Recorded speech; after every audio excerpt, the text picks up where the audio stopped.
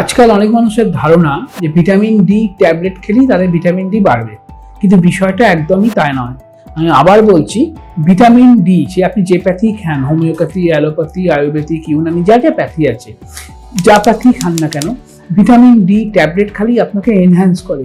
Vitamin D তৈরি হবে একমাত্র সূর্যের আলোতে।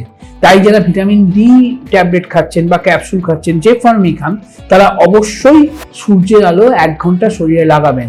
কারণ সূর্যের আলো যদি না লাগে, আপনি হাজার চেষ্টা করেও আপনার শরীরে ভিটামিন ডি তৈরি হবে না।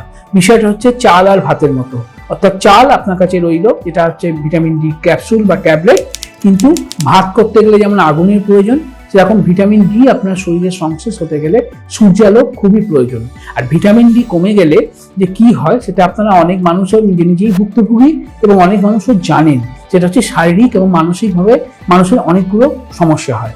এবং এটা ছোট ভিডিও, আমি ছোট করে বললাম।